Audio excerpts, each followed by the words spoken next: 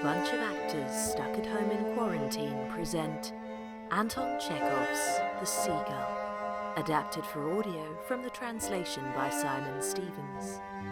Act 1.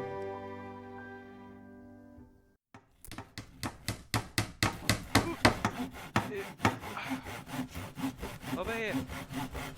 Come on, lads. The sun is setting. Master Konstantin wants the stage ready before the moonrise. Yes, boss. Right, boss. You got it, boss. Good evening, Jacob. Ah, Miss Masha. Master Simeon. All right, Jacob. You are early. The play is not starting yet. It's fine, Jacob. I'm just going to sit for a second. But you won't even know I'm here, please. Carry on. Very good, miss.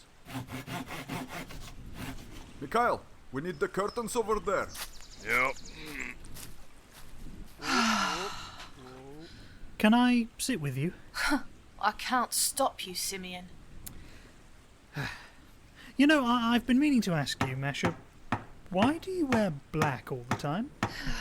Well, no, I'm curious. Even in high summer, here you are, head to toe in black. This way. To make this a way. point. What point? I'm in mourning Mourning? What for? for my life. Huh. Well, now, see, that doesn't make any sense to me. Your life's not so bad. Your life's good. You're young, you're healthy. Your dad might not be the richest man in the world, but he's doing pretty well for himself. You should open your eyes. You look around you. Look at my life, for example. Do you know how much money I make every month? I have no idea. Not very much. Not very much is how much. Not very much at all, but well, I don't mope around. I wasn't moping around. And most of it's taxed. There's more to life than just money, you know. You think so, do you? Well, think about this. On my wages, I've got to support my mother. I've got to support my 2 sisters. I've got to support my little brother. How do I do that? Well, I give up food for a day or so every month. I give up sugar, I give up tea, I give up smoking, I give up everything in life that gives me any kind of happiness. And I tell you, it leaves me not so sure if there's more to life than money, you know. A little to the left, Andrew. Oh, the play'll be starting soon. Yes. Nina's going to be performing, isn't she? In Konstantin's new play. Did you hear what he said? They're perfectly in love. And tonight, on the stage, their 2 souls will join as one, interpreting the same idea by different means as the perfect representation of their love. Not like you and me, is it? I mean, I love you. I love you so much, in fact, that it hurts too much to stay at home, so I walk 4 miles every day to see you. 4 miles here and 4 miles back. And what do I have to show for it? You rolling your eyes at me. Simeon, You see? What did I tell you? No, I don't blame you, by the way. But I mean, what have I got that I could possibly offer you? And with my family, I'm not exactly a very exciting proposition. It's not that.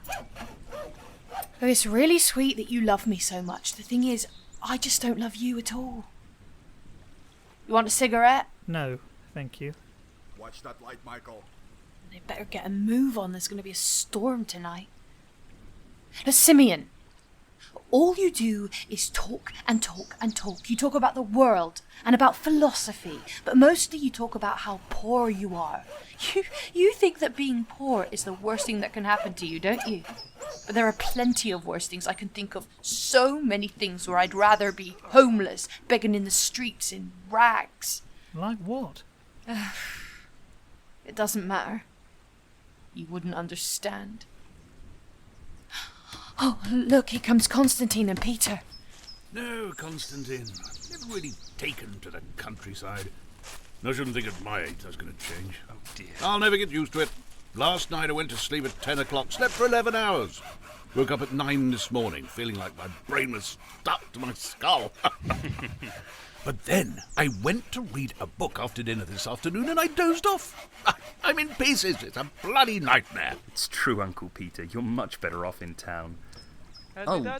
Masha, Simeon, we're not ready. You'll be called when the play begins, but you can't be here right now. Go away, please. Fine.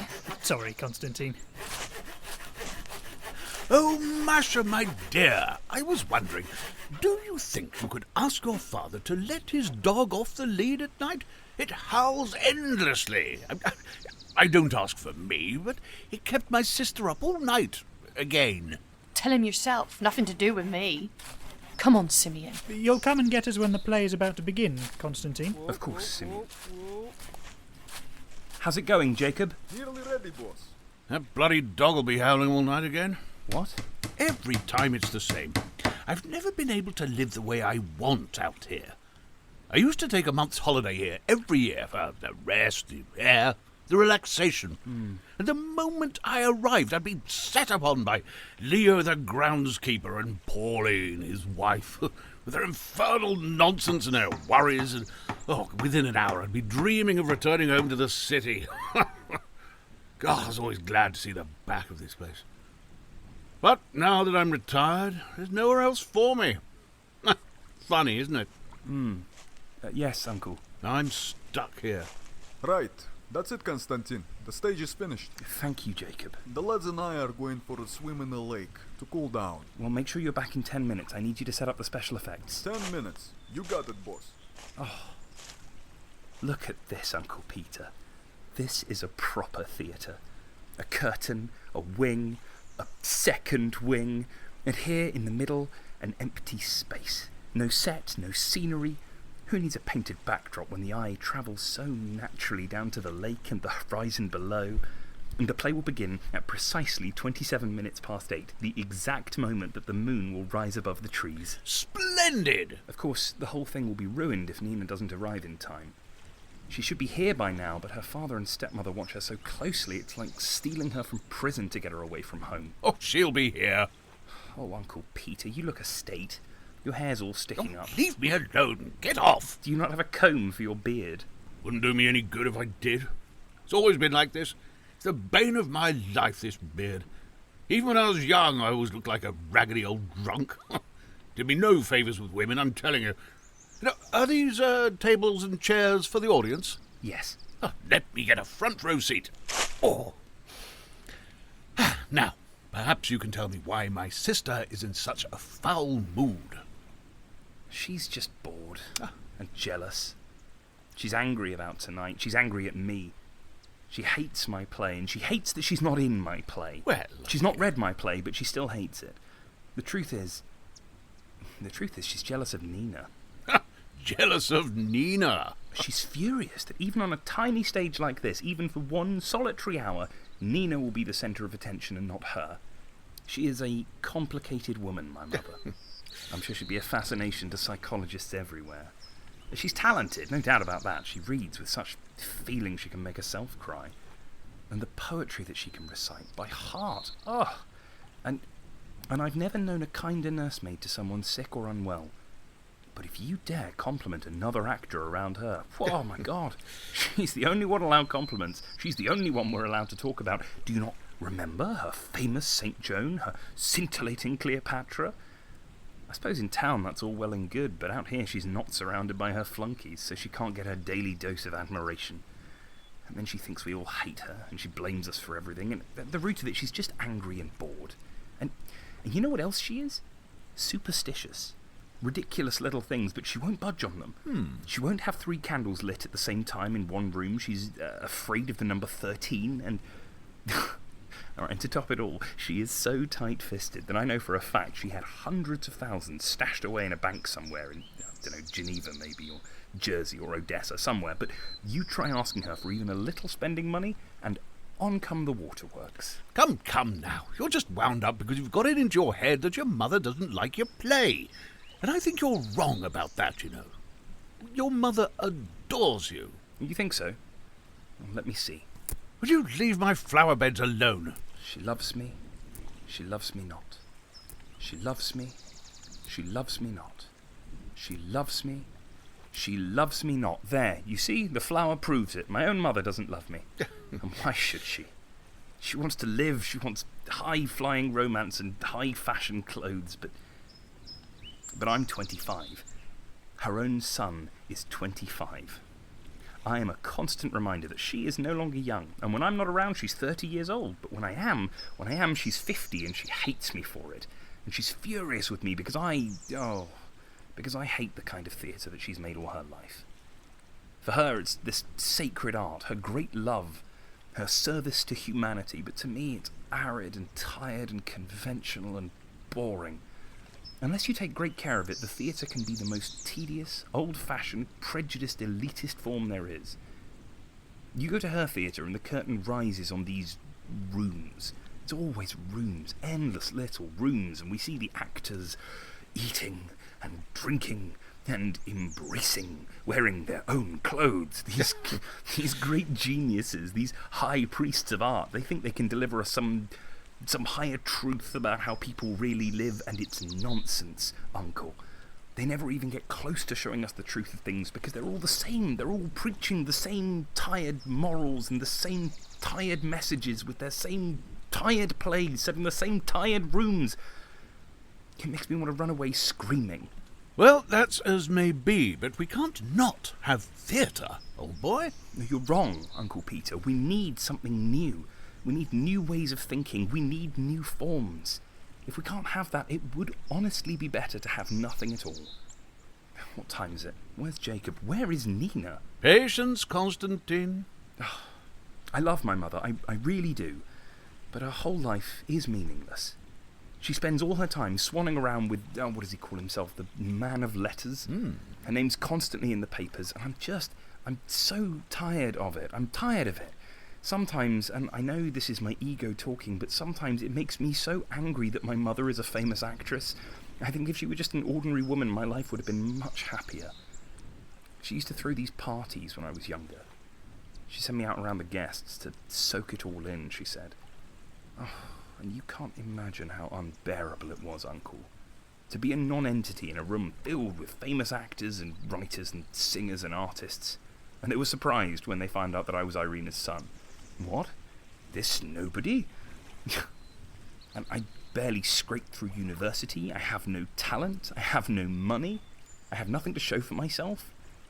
I could see them measuring me up, trying to determine exactly how worthless I was. It was like I could read their minds, and it was utterly humiliating. Tell me, by the way, what do you make of this man of letters she's with? I can't figure him out. He's so quiet. Oh, he's all right. He's clever enough in his way. You know, he's a fairly decent person, I suppose. And so successful. Gosh, the critics love him. And his work is... I mean, it's fine. You know, it's fine. It really is. It's charming, but once you've read Tolstoy, once you've read Zola, there really isn't a great deal of point in reading Boris Trigorin. Well, say what you like, but I like writers. There was once a time in my life where I only wanted to achieve two things. I wanted to get married, and I wanted to be a writer. I achieved neither. Konstantin! It's Nina. She's here. Oh, God. Look at me, Uncle. I can't live without her. Konstantin! Even the sound of her footsteps is music to my ears. Nina, my angel. Oh, my dreams come true. I'm not late. I promised you I wouldn't be, and I'm not. You are not late. Oh, I've been so nervous all day. I've been terrified. I was sure my father would stop me from coming, but he's taken my stepmother just now and they've gone out. Oh, I could see the sun had gone down. I knew the moon was going to rise. You don't know how I urged my horse to go faster. Oh, I'm so happy. Oh, and Mr. Sorin, I am so pleased to see you. Oh, Peter, please, my dear. Peter. Nina, your poor eyes. You look as if you've been crying. Oh, it's nothing really. Oh, I can't catch my breath. Now we have to be quick. I have to go in half an hour. I can't be late. I can't. Oh, God, I can't. My father has no idea I'm here. Don't panic, please. We'll start now. I'll go and fetch everybody. Let me, please, my boy. Oi. Thank you. I'll go right this moment. Thank you, Uncle. You know, I was singing that once when a fellow lawyer said to me, "You have a powerful voice, Peter Sorin. A very powerful singing voice. Shame it's so bloody awful." Oh, Nina. Oh, Konstantin. Oh, my father would be furious if he knew I was coming here.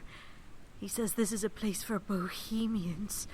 My stepmother said the same thing. She said you can't trust those people. They're worried I'm going to run away from home and become an actress. But I can't not come here. I'm drawn to this place, to this lake. I'm drawn to this lake like one of those seagulls. And I am drawn to you, Konstantin. Oh, you fill my heart. There's no one here. We're all alone. I thought I heard someone. There's no one. What tree is that? It's an elm. Why is it so dark? It's night time. Everything's dark. Don't run away after the play. Not tonight. Please stay. I can't. Well, what if I came back with you? I could walk you home. I could stand in your garden and stare up at your window until the morning. No, you couldn't. The dog would bark all night. She isn't used to you. I love you.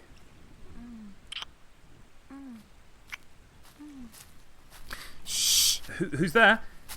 Is that you, Jacob? Yeah, it's me, boss. Well, get to your place then. The moon will be rising any minute.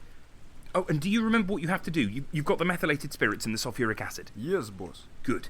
And now remember, when the red eyes shine out, that's when we should smell the sulfur. Got it. And you.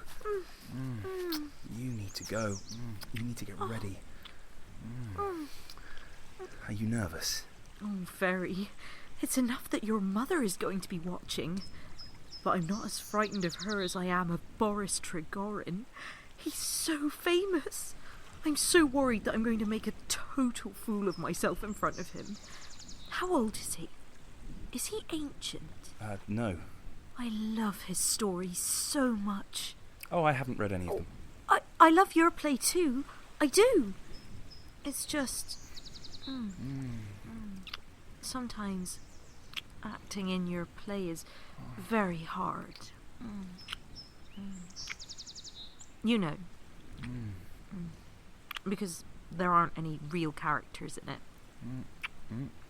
No real characters? What does that even mean?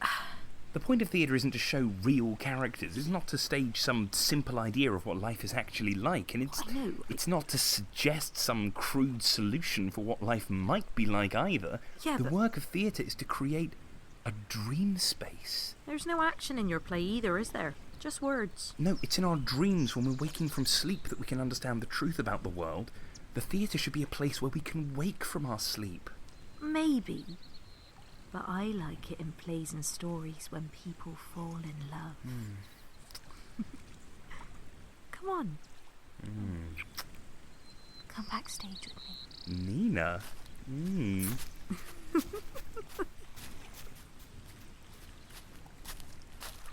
Come on, Pauline.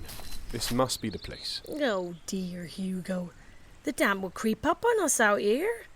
You should get some proper clothes on. Get a coat at least. On such a warm evening? I'd swelter. No one would ever know you were a doctor the way you're so determined not to take care of yourself. You know perfectly well how bad the damp air is at night for you. I think you do it on purpose, just to annoy me. I saw you last night out on the terrace. You must have sat out there all night. Blue moon. You were so absorbed in your conversation with Irena or Arcadina, you didn't even notice the cold. I'm right, aren't I? You're infatuated with her. I'm 55. A little old to be infatuated. Rubbish. 55 is a perfectly good age for a man to develop an infatuation. Look at you. You're in good shape. Not too fat. Still got your hair. Still got your teeth. How do you expect me to react to that? All men are the same. A beautiful woman, an actress no less, you all fall down on the floor with your tongues hanging out. Round here you'll find we value artists more than we value business people. I don't see any harm in that. It's precisely as it should be. It has a certain romantic quality to it. And the women who drool over you and throw themselves at you, They have a certain romantic quality to them too, do they? There's nothing wrong with any of the women I have known in my life. They are mainly interested in me for my medical skills. You can hardly blame them. Up until about 15 years ago, I was the only half-respectable gynecologist in this whole district. And besides, I'm an honest man. You are. Women respect honesty. We do. You're very special. 20 years ago this summer it was. The others are coming. Ah! Irena! Boris! Come and join us. Hugo, dear. Yes, come on, Boris. Let me get you a seat for you, my darling. Oh, you're such a gentleman, Boris, my love. Where shall we sit, Irena? Oh, anywhere you like, Simeon. I'm sure it won't matter. No, wait. Masha, you must come and sit next to me, my dear. I demand it. Of course, Irena. Leo, my darling, come sit with me. I saved you a seat. Thank you, my most beautiful wife. So, as I was saying, 20 years ago this summer, Irena here recited... I can't remember what it was. What would it have been? A poem or something? Maybe. No, a lyric, a verse, you might say. A verse of something, yes. And she was incredible. I mean, of course, you were incredible. Thank you, darling. But where are all those other actors now, eh? Where's, that comedian? That...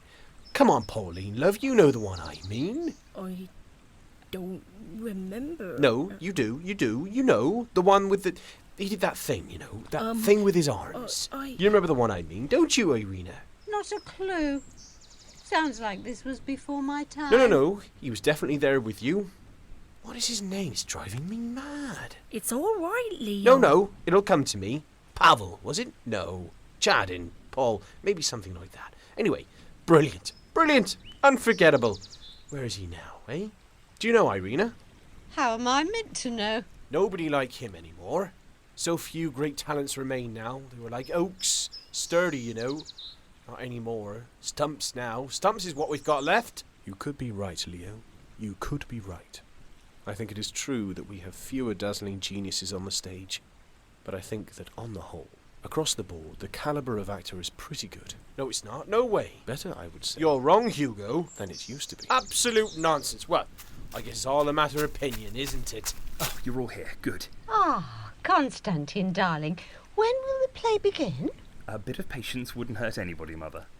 Oh, Hamlet, speak no more. Thou turn'st my eyes into my very soul, and there I see such black and greened spots as will not leave their tinct. And let me wring your heart, for so I shall, if it be made of penetrable stuff. Attention, ladies and gentlemen, the play is ready to commence. I shall begin it. Oh, you ancient mists that drive at night across the surface of this lake, take us with you as you creep. Take us into sleep. Show us what the world will be in twice 10,000 years. There won't be anything in twice 10,000 years. Well, then let us show you that nothingness. Yes, lovely. Right. Come on, take us into sleep. We're all asleep. Jacob, the curtain. The lake does look lovely framed by the stage like that. And look at Nina, all in white. She's very striking. Hardly looks like herself at all. Shh. The people are gone, and the lions are gone, and the eagles, the partridges and the deer are all gone. Doesn't she look lovely? The geese, the spiders and the silent fish in the waters, the starfish and all those animals too small to be seen by our eyes. All things, all living things have completed their cycle on this earth. All things have gone. All things have died. For thousands of years this rock, this earth, has not had a single living creature upon it. The moon is made of paper. She lights her lamp in vain. No cranes wake to cry in the morning air. No May beetles hum in the lime groves.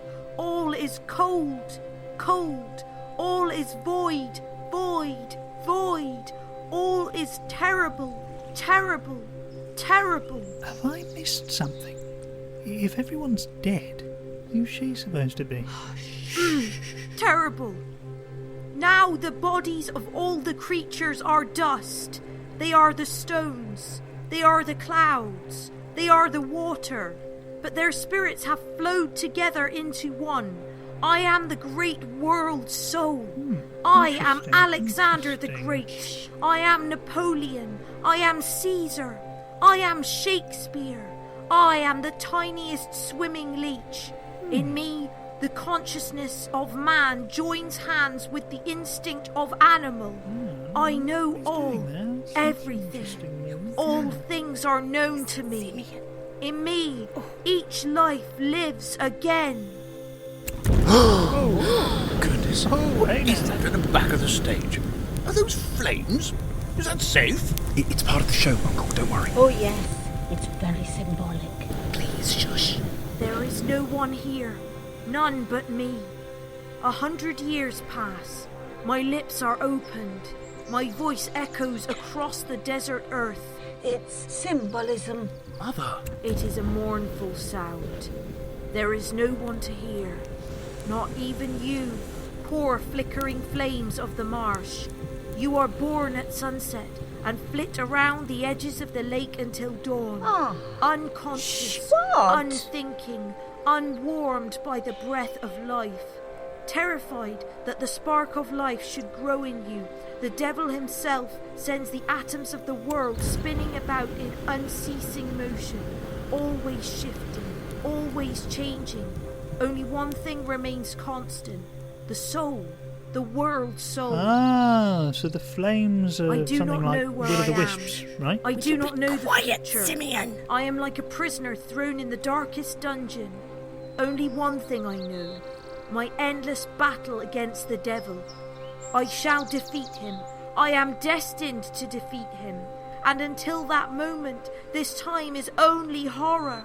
Horror and horror and horror. Oh, look at that. Those two red lights at the back of the stage there. My great enemy approaches. I can smell sulphur. Can anyone The else devil smell draws sulphur? near. Is that part of the play? Yes, it is, Mother. Please, shush. I see now his terrible burning eyes. Oh, it's very good, isn't it? Mummy! The devil longs for humanity. Hugo, you've taken your hat off again. In Put it your back on, you'll absence, catch he your has death. missed you. Honestly, Hugo, He has taking waited your hat for off for the your devil. return. Right, that's it. No, stop it. Stop the music. Jacob, bring down the curtain. But I... What's the matter? We're finished. The show's over. Jacob, the curtain, I said. Oh. What are you so angry about? I'm sorry, Mother. I'm sorry. I forgot that only a chosen few of us are allowed to write plays, the elite. And I'm sorry to have infringed the monopoly. I'm sorry to have been so stupid and arrogant and... Ugh! What on earth has got into him? Irena, he's young. You shouldn't be so mean. I didn't say anything. You hurt his feelings. I don't see how. He told me himself it was an experiment. Just something he was trying out. So that's what I treated it as, an experiment. Even so. I didn't realise it was a masterpiece. How was I meant to know that? Come on. I didn't realise the clouds and clouds of sulphuric acid he was pouring all over us was meant to be a metaphor. That he was teaching us something. Teaching us how plays should be written, teaching us how we should act.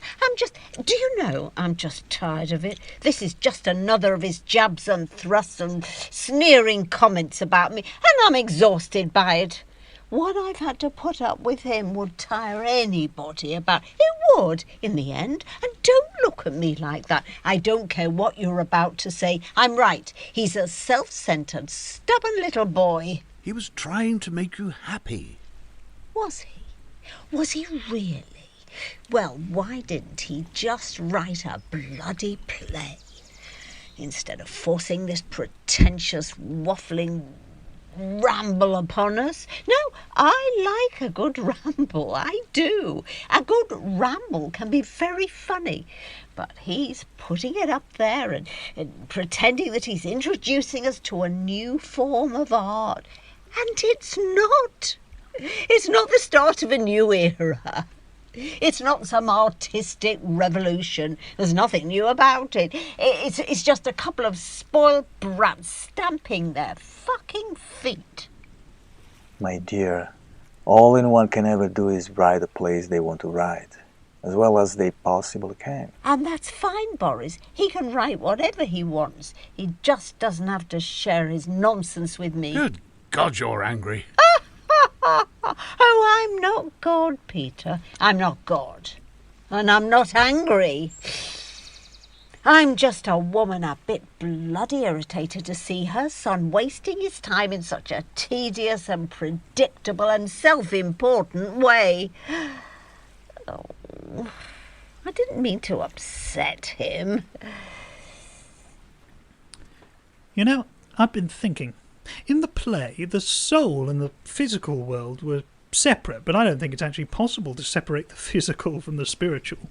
I think what we describe as spirit may well, in fact, be the movement and union of atoms within the physical. Oh, shh. Boris, you're a writer. Hello. You know what I think somebody should write about? What play I'd like to see? I'd like to see a play about a teacher. How a teacher really lives. You know, it's not an easy life. I'll tell you that for nothing. Oh, let's not talk about plays anymore, or the movement and union of atoms, or any of that. It's such a beautiful evening. Listen, is that singing? It's lovely. It's coming from across the lake. Boris, come and sit here, beside me. About 10 years ago, maybe 15, we would have had music here all the time, every evening on the lake. There were 6 houses on this side. I remember the sounds of people laughing, the shots being fired, and people falling in love. All the time, people falling in love. And do you know who the real heartthrob was back then? The real leading man? I'll tell you. Dr. Hugo Dawn himself, right over there. He's beautiful now, of course, but back then, he could stop your heart. Oh, I feel bad now. I feel guilty. Why was I so mean to my little boy? I feel awful. Konstantin! Tino! Baby! Come back! Shall I go and find him? If you would, Masha, my dear. Konstantin! Konstantin, where have you gone? Konstantin! I guess the play's not going to continue now, is it? I should get back home. Oh, Nina, well done, my dear. Bravo. Yes, bravo, my darling. I really enjoyed your performance. We all did. Oh, thank you. I was quite taken by it. You're hypnotic and so beautiful. And your voice. My dear Nina, with your voice and your beauty, it would be a sin. No, not quite a sin, but certainly a crime to hide yourself away in the countryside. You have an extraordinary talent. Listen to me. It is your duty to all of us to go on stage. Oh, that is all I want. But it'll never come true. Now, you don't know that. You can never know that. Oh, but I quite forget myself. Nina, let me introduce you to Mr. Boris Trigorin. Hello. Oh, I'm so very pleased to meet you. I'm a great admirer of your work. I've read everything you've ever written. Oh, I'm sorry. I'm so embarrassed. There's no need to be shy, my dear. He might be a celebrity, but he's a very straightforward, simple man with a very straightforward, simple heart. Ah, you see, he's blushing too. Come and sit with us here. What did you think of the play, Mr. Trigorin? It was quite strange, wasn't it? Very strange. I didn't understand a single word of it, but do you know, I enjoyed watching it immensely. And you were very truthful, very sincere. It affected me, and this scenery really is something. Konstantin! Can I ask a question? Of course. Are there fish in this lake? Fish? Yes, there are. Oh, I love fishing. Nothing makes me happier than sitting down on the edge of a river as night falls, with my rod and my bait, watching the surface of the water, waiting for a bite. It can't be as beautiful as writing. Surely nothing can capture the joy of pure creativity. Oh, don't be too nice to him. You'll get him really embarrassed if you're not careful. I remember this one time. I went on a trip to the opera. Went with the choir from my church. The great singer Silver was performing. And so it'd be good. And we were all very excited because he was going to try to hit the lower C. We're sitting up in the gallery. There's notes coming up. He gets to it. He hits it. Perfect. We're delighted. And then the bass from our choir, I'll never forget this. He stands up. What was his name? God, it's gone clear out of my head. Harry, maybe, or Marcus. James, it doesn't matter. He stands up and sings out a whole octave lower. Bravo, Silver! Just like that. Bravo, Silver! It was amazing. The whole theatre went totally silent. It's hilarious, don't you think? Yes. Isn't it so quiet on the water now? I really have to go. Goodbye, everyone. What? Already? Where must you rush off to? We shan't allow it. My father is waiting for me. Is he really? He's quite the one, your father, isn't he? Really? Well, in that case, there's nothing to be done. Let me kiss you goodbye. It's such a shame that you have to go. I wish I didn't have to go at all. Somebody should walk you home. Oh, no. Please. There's no need. Oh, please, do stay. I can't. 1 more hour, and then we'll see you home safe and sound. I want to. But I can't. Thank you, Peter. She's a poor thing. She really is. Everybody says that her mother was a wealthy woman, and her father has given everything she left to his second wife, so Nina has nothing. It's awful. Yes. Her dear, dear father is an utter shit. I don't like to swear, but sometimes it is necessary. Come on. We should all go. It's getting damp. There'll be a storm tonight, no doubt. Oh, God, my legs are killing me. Look at the state of you. You're stiff as a board. You can barely move. Come on, hold my arm, you poor old man. We should head in too, Leo. You are, as always, correct, dear wife. Permit me, madam, to take your arm. Oh, that bloody dog. Leo, I've been meaning to ask you, won't you please let it off the lead at night? With a barn full of grain and who knows what thieves lurking around? Certainly not, sir. Come on, Pauline. Bravo, Silver. It was amazing, that. A whole octave lower. And he wasn't a professional singer or anything. Just a bass in the church choir. Can I ask you, Leo, what sort of salary does a church chorister earn? Is it better than a teacher's? Good night, everybody. Good night. Good night, Hugo. Ah, the empty stage. Everyone gone, except me, and of course, you. Yes, you. I know you're there, listening. Can I tell you something? Just between us. I could be wrong. I'm nowhere near as smart as people think I am.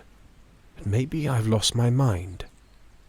But I liked the play. I did. There was something in it, when she was talking about how alone she was, and then the red eyes appeared. The devil. My hands were shaking with excitement. It felt new to me, like nothing I've ever seen before. That's Konstantin coming back. What do you think? Should I tell him? You're right. I should say something to him at least. Have they all gone? I'm here. Masha's been yelling for me all round the lake. She's insufferable. Konstantin, I want to tell you something. I enjoyed your play very much. It was strange, of course, and I didn't get to hear the end, but it made a real impression on me. No, it did. Listen to me. You're a talented young man. Keep doing what you're doing. Keep writing. Do you really mean that? Of course I do, dear boy. Come here. Thank you. Now, what's all this about? You've gotten yourself all worked up. I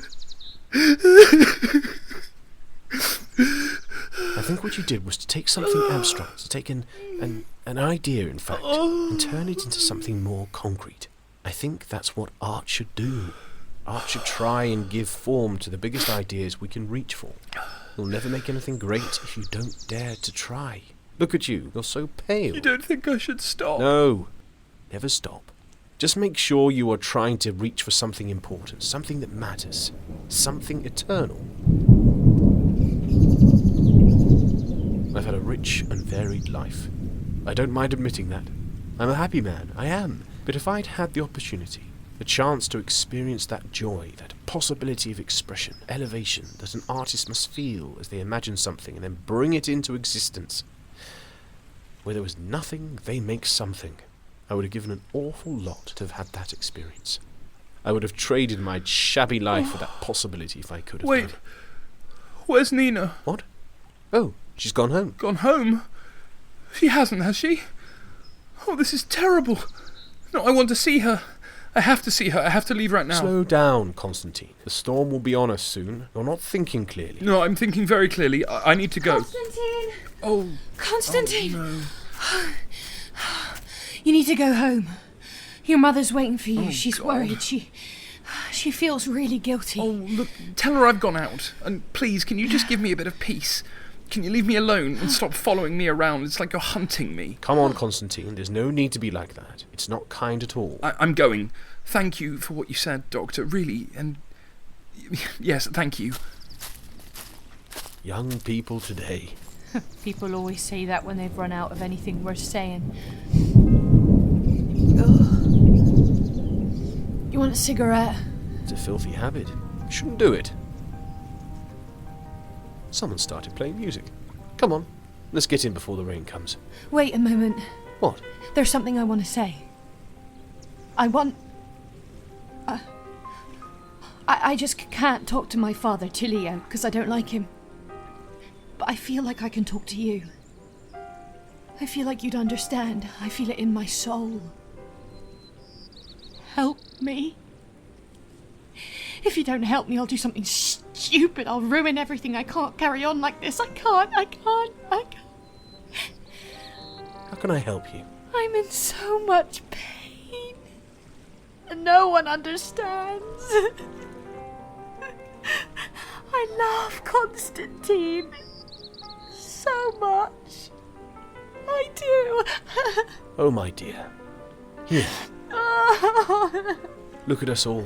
We're all so silly. Getting ourselves so wound up and agitated. And all this love. It doesn't do anybody any good at all, does it? I think it's this lake. It casts a spell over us.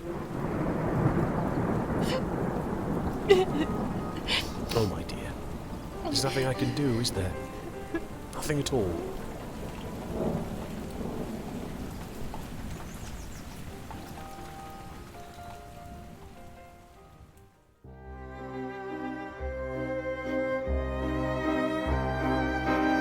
You have been listening to Anton Chekhov's The Seagull, adapted for audio from the translation by Simon Stevens, and directed by Joshua Crisp.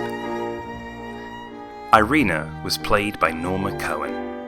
Konstantin was played by Joshua Crisp. Boris Trigorin was played by Pasquale Esposito. Nina was played by Amy Sutton. Peter was played by Tom Dussek. Leo and Dr. Hugo Dorn were played by Frazer Blaxland. Pauline was played by Stephanie Ware. Masha was played by Madeleine Leslay. Simeon was played by Jamie Sandersfield, and Jacob was played by Alex Kotjakov. This was a Quarantine production. made with love and no money.